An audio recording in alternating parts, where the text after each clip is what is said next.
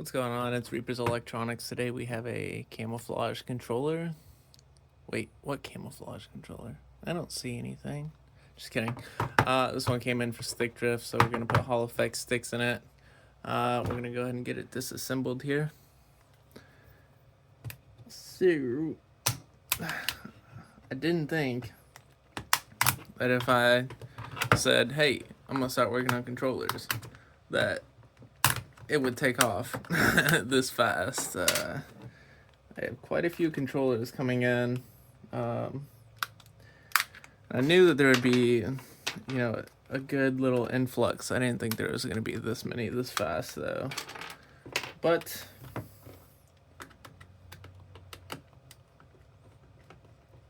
maybe these are just my normal calls that I get, and maybe I just started accepting them, and I don't know. That's probably what it is, honestly.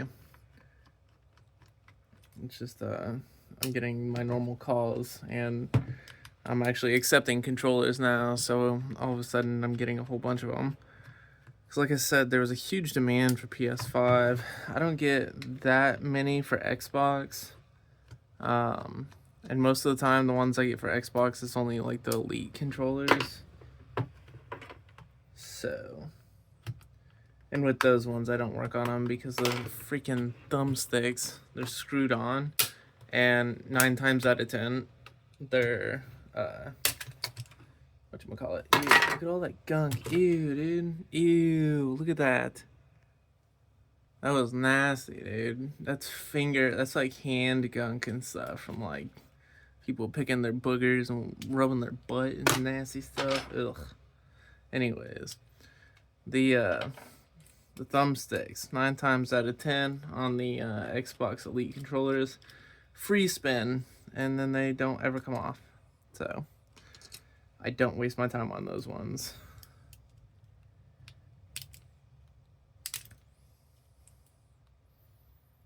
I always tell people though, if they really want me to do it, then they have to disassemble the controller and they can bring it to me and I can put them in for those ones. But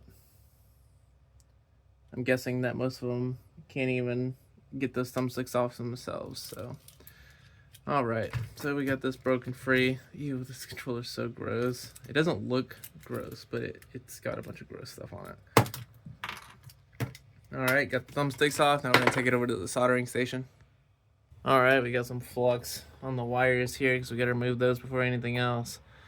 This controller is like not that old, but it is old. So it's just got the red and black wires. So you just have to remember B then R. B then R. B up, R down. B up, R down. B up, but we are down. We are down, but we want to be up. There you go. See, for B, black, red, R. Yeah. I don't know what I'm talking about. I just remember it BR.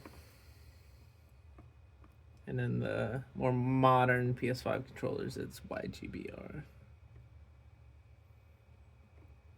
Come on, you son of a gun. See, sometimes I just don't put like enough solder on these pads, which is really strange. But all right. So now that we got that taken out there, we can go ahead and get this put in our little board holder, and we'll put the new analogs in after we take these ones off.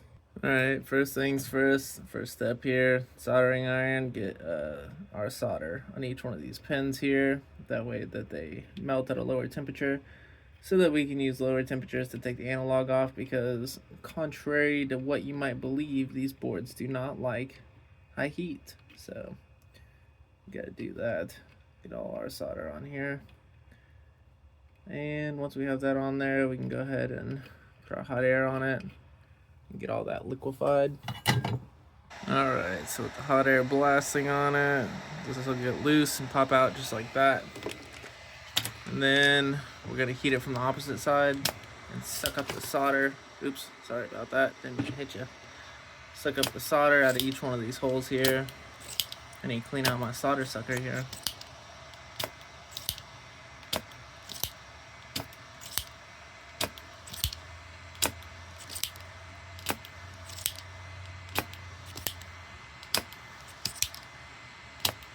Oh my goodness, this thing's making a mess.